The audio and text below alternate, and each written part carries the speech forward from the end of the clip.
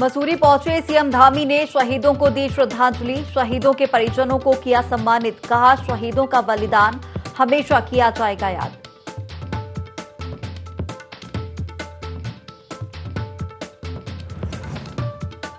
शिक्षा मंत्री धन सिंह रावत ने शिक्षा महानिदेशालय में ली समीक्षा बैठक। 5 सितंबर को होने वाले शिक्षक दिवस को धूमधाम से मनाने के अधिकारियों को दिए कड़े निर्देश।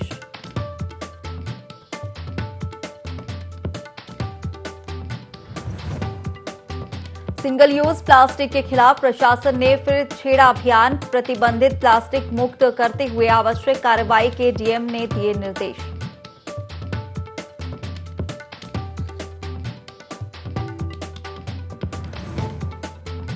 खटीमा में सरकारी जमीन पर अवैध कब्जे का एसडीएम ने किया निरीक्षण। बारात घर की आड़ में करवाया जा रहा था चर्च का निर्माण। एसडीएम ने कार्रवाई के दिए निर्देश।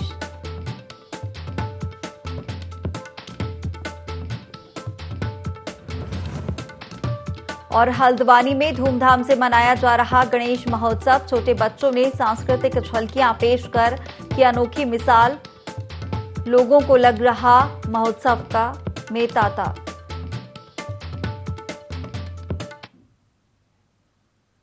नमस्कार, बहुत स्वागत है आपका IND 24 में। मैं हूं आपके साथ हिमांशा मेहता। बुलेटिन की शुरुआत करेंगे बड़ी खबरों के साथ।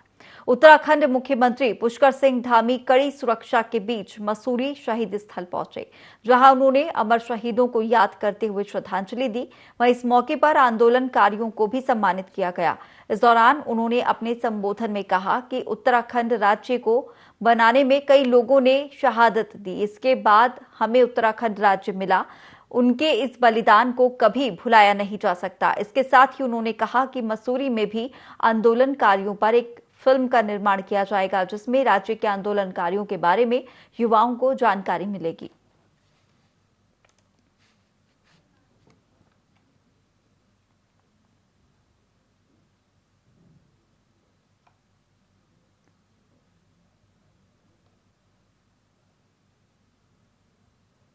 उत्तराखंड के शिक्षा मंत्री डॉक्टर धन सिंह रावत ने शिक्षक दिवस की तैयारियों को लेकर समीक्षा बैठक ली, जिसमें वर्चुअल माध्यम से सभी जनपदों के मुख्य शिक्षा अधिकारी और जिला शिक्षा अधिकारियों ने हिस्सा लिया। उन्होंने बताया कि आगामी 5 सितंबर को प्रदेश भर के सभी 23,559 निजी और सरकारी विद्यालयों में राष्ट्रीय शिक्षक दिवस धूमधाम के साथ मनाया जाएगा, जिसमें प्रदेश के राज्यपाल लेफ्टिनेंट जनरल गुरमीत सिंह उत्कृष्ट शिक्षकों को शैलेश मटियानी राज्य शैक्षिक पुरस्कार से सम्मानित करेंगे। इसके अलावा इस अवसर पर साल 2018 और 2021 के लिए राष्ट्रीय शिक्षक पुरस्कार प्राप्त करने वाले शिक्षकों को भी सम्मानित किया जाएगा।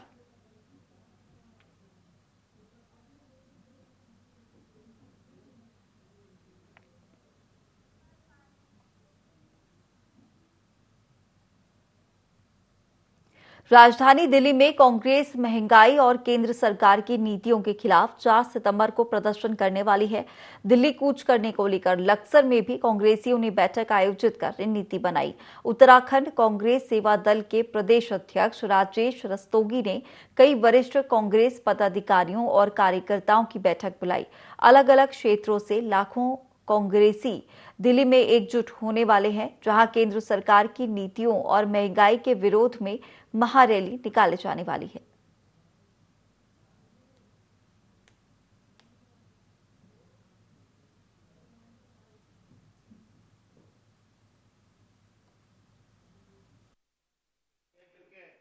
लोकप्रिय नेता परिवार दिल्ली पहुंचने का लक्ष्य है। लक्सर विधानसभा क्षेत्र से 95 लोग अपने अपने साधनों से कल सुबह प्रस्थान 5:30 बजे करेंगे। 11 बजे हमें रामलीला मैदान में पहुंचना है। बोलकर रैली नहीं है, महंगाई के खिलाफ रैला है। अंधी और बहरी हो गई है भाजपा सरकार, सुन नहीं रही है गरीब की बात। बहुत बुरा हाल है। और कांग्रेस ने एक अभियान चलाया है, एक संघर्ष का ऐलान किया है। बहुत बड़ा संघर्ष होने।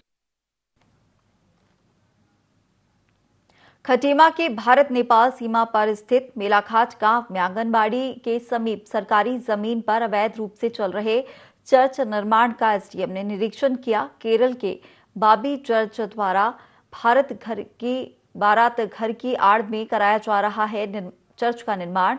बता दें कि ग्रामीण क्षेत्रों के भोले भाले और गरीब लोगों को बहला फुसलाकर और लालच देकर ईसाई मशीनरीज के कार्यकर्ता धर्म परिवर्तन कराकर तथा उनकी जमीन दान में लेकर अवैध चर्च निर्माण का कार्य लगातार कर रहे हैं। एसडीएम रविंद्र बिष्ट ने अवैध निर्माण को रोकने एवं जांच के उपरांत निर्माण ध्वस्त करने की बात कही।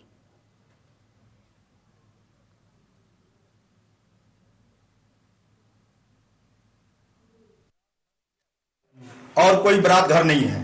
हाँ, एक छठू प्रधान थे, वो अपना दान देकर इनको कुछ पैसे वैसे भी कुछ नहीं मिला, ये इनको दान है। और कोई बारात घर इस गांव में है ही नहीं है। वो बात गलत है। यहाँ बच्चे भी जानते हैं कि बारात घर ही है। बारात घर कहा कोई बताता है जन्म केंद्र बारात घर बीच गांव में है। तो मैं भारत का जगह जगह में जाकर प्रभु यीशु मसीह का सेवा कर रहा है, मतलब परमेश्वर का सेवा कर रहा है। तो जगह में जाने के समय रहने के लिए जगह मुश्किल है, तो यहाँ पे थोड़ा ज़मीन ये लोग थोड़ा मतलब रहने के लिए दिया। इसमें थोड़ा छोटा एक मकान बना रहा है, क्योंकि अकेले होने के कारण इधर उधर किसी के घर में रहने के लिए मुश्किल है। तो सिर्फ घर बना रहा है, मतलब मकान तरह दिखा दे रहा है। और तो चर्च बनाना है तो चर्च के लिए परमिशन होना चाहिए ना, ये बात है। पैसा का दिक्कत के कारण से मैंने कॉलम से 3 साइड कॉलम बना के 3 साइड में दीवार खड़े रखे, इसे लिंडर पाड़ के छोड़ दिया। फिर मिट्टी लगाने के बाद इसी का अंदर कोने में एक साइड में रहूंगा। जो पैसा आएगा बारात में, जब पैसा आएगा तब दीवार बीच में खड़े रखे वासियों के ऊपर कमरा बनाने के लिए। अभी कुल्ला बना दिया इससे पैसा। सूचना मिली थी कि कोई एक चर्च यहाँ पर किसी व्यक्ति द्वारा, बॉबी जॉर्ज नाम के व्यक्ति द्वारा बनाया जा रहा है इलीगल तरीके से, जो संभवतः हमारी सरकारी भूमि है, क्योंकि उसी के साथ हमारे आंगनवाड़ी का केंद्र बना हुआ है। तभी मैं मौके में गया था और जांच की गई, तो बॉबी जॉर्ज का हमने आधार कार्ड की प्रतिलिपि ले ली है और इसमें तहसीलदार को मैं जाँच करवाऊंगा कि भाई अगर ये हमारी सरकारी भूमि है तो उसको तुरंत इसको ध्वस्त किया जाए। मुख्यमंत्री पुष्कर सिंह धामी के प्रयासों से चंपावत जिले में नेटवर्क समस्या जल्द ही दूर हो सकती है। बता दें कि कई सालों से सीमांत क्षेत्रों के विभिन्न गांवों में मोबाइल नेटवर्क की कमी के कारण विकास कार्यों में बाधा आ रही है। वहीं सीमावर्ती क्षेत्रों में कई स्थानों पर नेपाल का दूरसंचार तंत्र अधिक मजबूत होने से ग्रामीण नेपाली सिमों का उपयोग करने के लिए मजबूर हैं। वहीं ये स्थिति राष्ट्र की सुरक्षा के लिए भी खतरा बन रही है, जिसे लेकर चंपावत विधानसभा क्षेत्र के कई गांवों में मोबाइल नेटवर्क लगाने की मंजूरी मिल गई है।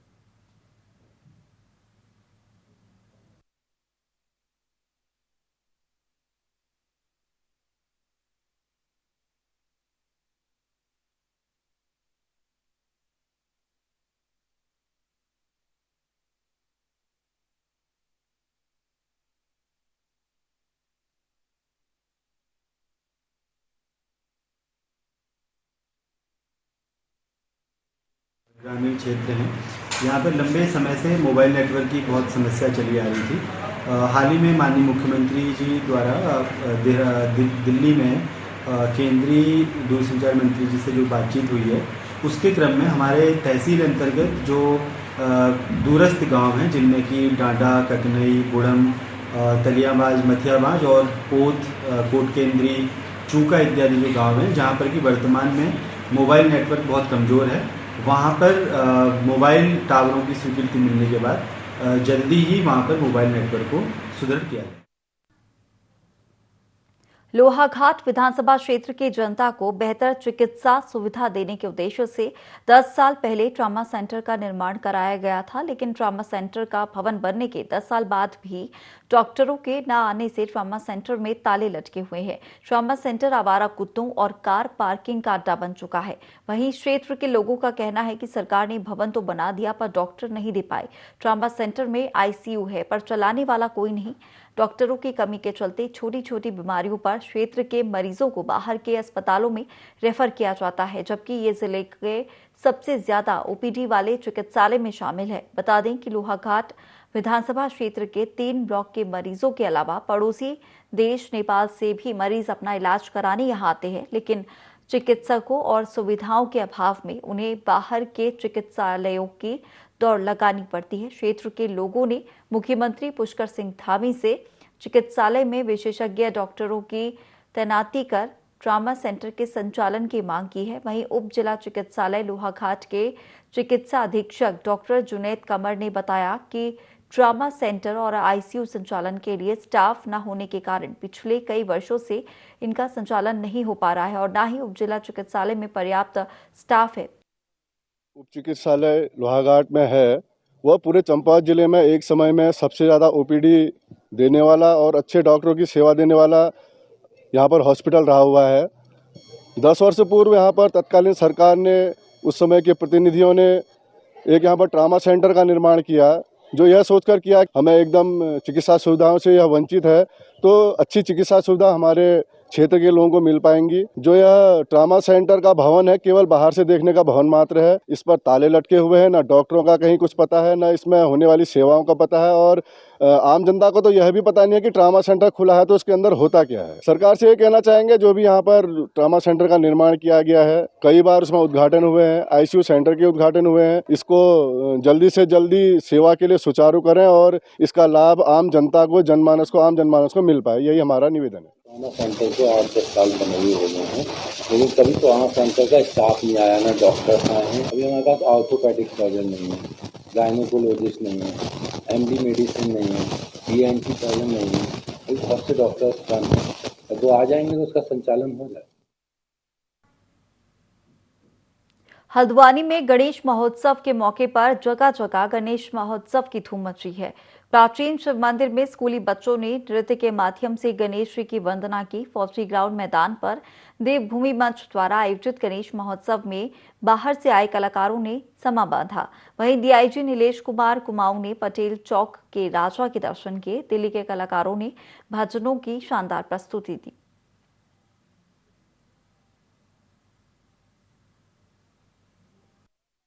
वर्ष से भगवान गणपति जी का महोत्सव आयोजित किया गया है और ये 16वें वर्ष में है और पूरी तैयारी, महीनों भर की तैयारी कमेटी के समस्त साथी अध्यक्ष धर्मेंद्र गुप्ता जी के नेतृत्व में और कार्यक्रम संयोजक हरिमोहन अरोड़ा जी के नेतृत्व में बहुत सुंदर तैयारी की हुई है महीनों से। और इस बार का हमने गणपति महोत्सव थैलीसीमिया बीमारी और कैंसर बीमारी से पीड़ित व्यक्तियों के लिए समर्पित किया है। देवभूमि संस्थान के संस्थापक स्वर्गीय पंकज माथुर जी थे और सह संस्थापक राजपाल केसरवानी जी हैं। इस समय देवभूमि स्वामी मंच द्वारा 10 वर्षों से लगातार किया जा रहा है।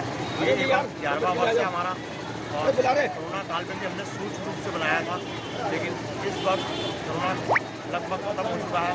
बड़े धूमधाम से पवित्र होली ग्राउंड में मनाया जा रहा है। जो गणेशोत्सव हल्द्वानी का बहुत सालों से यहाँ लोग मना रहे, इनके आयोजक मंडल को मेरी तरफ से बहुत बहुत शुभकामनाएं। पूरे विश्वास से, भक्ति से, पूरे सांस्कृतिक तरीके से ये गणेशोत्सव मंडल पूरा मनाते हैं।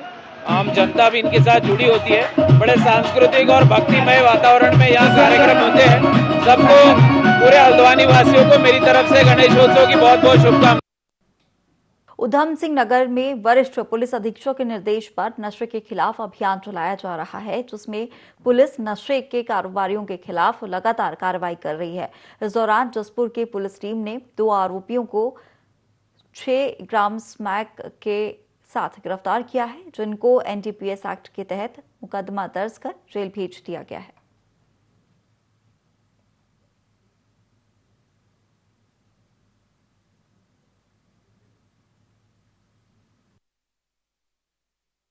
दौरान राउंड जो है 2 लड़कों को पकड़ा है इसमें के साथ में। एक का नाम सलीम है, एक का नाम फैसल है। ये दोनों जामा मस्जिद के पास जो है पकड़े गए हैं और इनके पास से 4.6 ग्राम जो है स्मैक पकड़ी हुई है। जी हाँ, लगातार जो है स्मैक बेचने वालों के विरुद्ध जो भी इस प्रकार के कार्यों को गतिविधियाँ दे रहे हैं, उन्हें सबके खिलाफ कार्रवाई की जाएगी। और हमारे सूत्र जो है लगातार इसमें सूत्र भी हमने लगा रखे हैं और अपने जो पर्सनल लेवल पर पुलिस जितना काम कर सकती है अधिक से अधिक काम करेंगे और जिसमें बेचने वालों को निश्चित रूप से उनके सही स्थान पर पहुंचाएंगे। गदरपुर पुलिस नशे के खिलाफ एक्शन मोड में है। पुलिस क्षेत्रीय अधिकारी भूपेंद्र सिंह भंडारी ने बाजपुर क्षेत्र में नई कमान संभालते ही तस्करों के खिलाफ अभियान शुरू कर दिया है। इसी कड़ी में 2 नशा तस्करों को गिरफ्तार किया है। पुलिस ने आरोपियों के पास से 31 ग्राम से ज्यादा की स्मैक बरामद की है।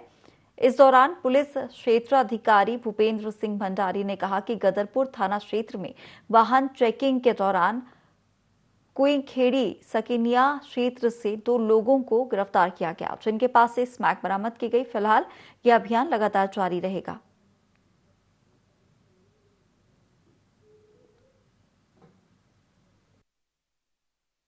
सकिनिया के पास में हमारे राकेश गिरीशचंद पंत जी एसआई जो है, उनकी टीम वाहनों की चेकिंग भी कर रही थी।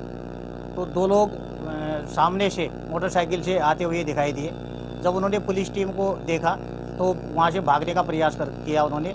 पुलिस ने उनका पीछा किया, उनको पकड़ा और उसके बाद जो है उनसे पूछताछ की तो उनके पास इस बैग का होना बताया गया। तो मुझे भी उनने सूचित किया दरोगा जी ने, और मैं भी मौके पर गया। उन लड़कों का जो है जामा तलाशी ली गई। उनके पास से स्मैक बरामद हुई है। एक के पास जो है 17.12 ग्राम और एक के पास 14.08 ग्राम, मतलब कुल मिला के 31.20 ग्राम अवैध स्मैक उनसे प्राप्त हुई है।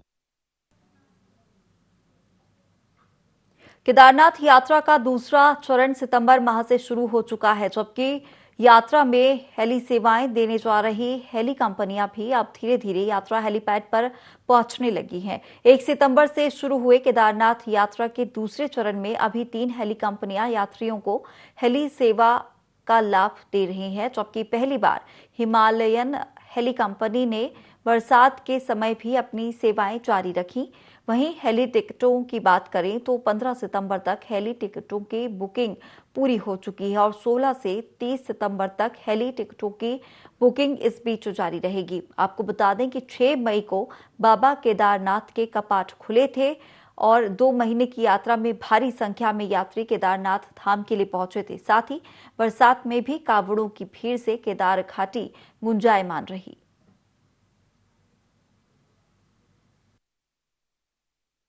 हो गया और काफ़ी अच्छी भीड़ होने की और पर्यटकों के आने की संभावना है।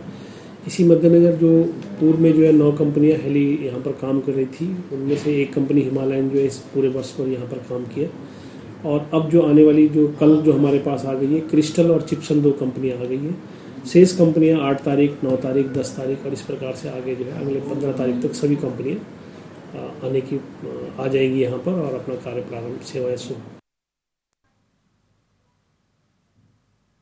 नवादा और हरावला क्षेत्र में सिंगल यूज प्लास्टिक प्रतिबंधित करने हेतु प्रभावी अभियान चलाया जा रहा है और इसी क्रम में मुख्य उद्यान अधिकारी डॉक्टर मीनाक्षी जोशी ने बात का निरीक्षण करते हुए व्यापारियों की दुकान से पॉलीथीन, स्ट्रॉ, प्लास्टिक के चम्मच जब्त किए। साथ ही 1300 रुपए अर्थदंड भी वसूला गया। व्यापारियों को पॉलीथीन यूज करने पर कठोर कार्रवाई की चेतावनी भी दी गई। वहीं व्यापारिक प्रतिष्ठानों पर सिंगल यूज प्लास्टिक मुक्त अभियान के पोस्टर, बैनर चस्पा किए गए। नगर पालिका परिषद डोईवाला भी सिंगल यूज प्लास्टिक के विरुद्ध जागरूकता अभियान चला रहा है।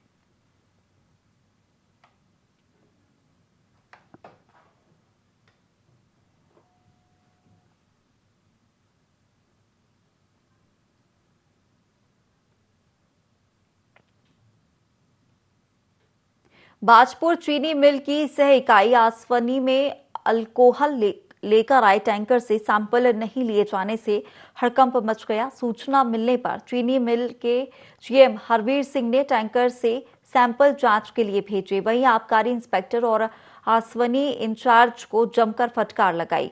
इस दौरान चीनी मिल के जीएम हरवीर सिंह ने कहा कि पहले आबकारी इंस्पेक्टर पन्नालाल द्वारा भेजे गए सैंपल और बाद में जो सैंपल भेजे गए हैं उनकी जांच कराई जाएगी। यदि दोनों सैंपलों में भिन्नता पाई जाएगी तो कार्रवाई अमल में लाई जाएगी।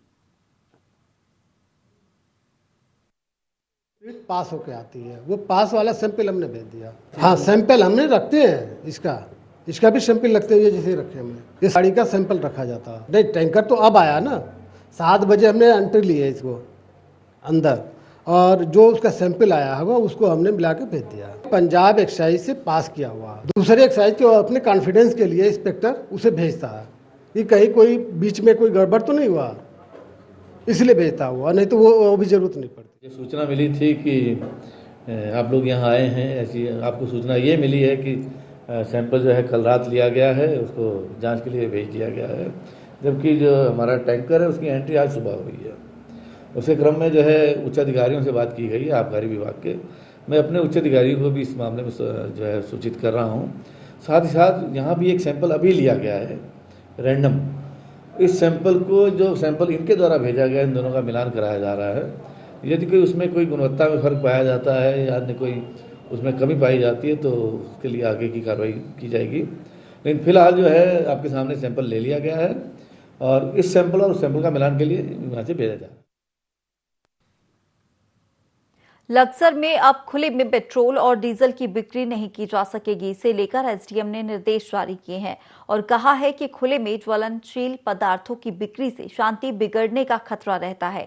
सीआरपीसी की धारा 144 के तहत खुले में पेट्रोल डीजल नहीं बिक सकेगा। वहीं इस निर्देश को नहीं मानने वालों पर कानूनी कार्रवाई भी की जाएगी।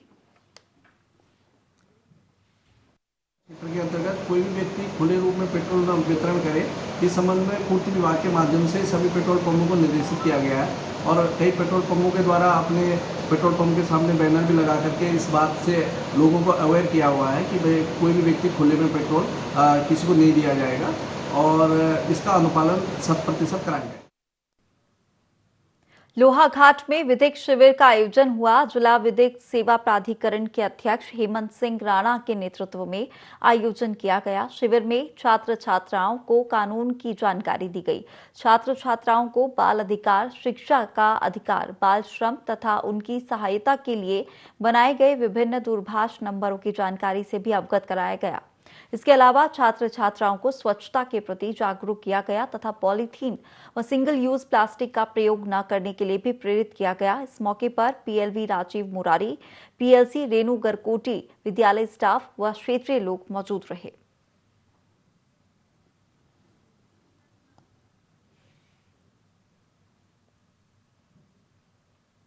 हरिद्वार के अकबपुर उदगांव के राजकीय प्राथमिक विद्यालय में अव्यवस्थाओं का आलम है। इस विद्यालय में 227 बच्चों के बीच बस एक शिक्षक की तैनाती की गई है, जहां बच्चों के विषय तो 11 है पर इन्हें पढ़ाने के लिए मात्र एक ही अध्यापक विद्यालय में तैनात है, जिसके चलते चपरासी के भरोसे बच्चों को किताबी ज्ञान देने का प्रयास हो रहा है। वहीं बच्चे स्कूली कक्षाओं में कम और मैदान में उछल कूद करते ज्यादा दिखते हैं। अब देखना यह होगा कि स्कूल में शिक्षक की तैनाती कब तक की जाती है।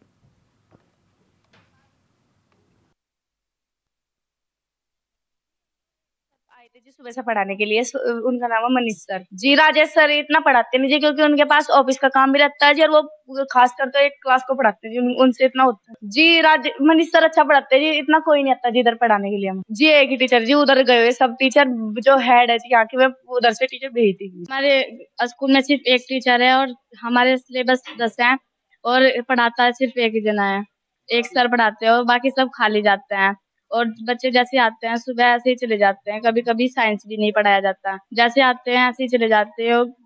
रोज ही आते हैं बच्चे। हमारे विद्यालय में सिर्फ एक ही टीचर है। जूनियर हाई स्कूल का तो यहाँ एक ही टीचर है और प्रभार सर इस स्कूल का सारा राजकीय उच्चतर माध्यमिक विद्यालय अकबरपुर को ही है, जो यहाँ से 300 मीटर की दूरी पर है। वहाँ पे 6 टीचर हैं सर। हमारे यहाँ सर 227 है सर। सब्जेक्ट तो 10 हैं सर। नहीं, मैं तो खाली साइंस और मैथ का हूँ सर। हाँ, और सब्जेक्ट के टीचर सर उधर से मैडम आती हैं लंच से पहले। मैडम का नाम शर्मिला है, ये आती हैं लंच से पहले पढ़ाने के लिए। अब लंच का समय हो गया, मैडम वहाँ चली जाएगी, उसके बाद सर हम अकेले ही रहते हैं। चलिए फिलहाल इस बुलेटिन में इतना ही। आप बने रहिए IND 24 के साथ।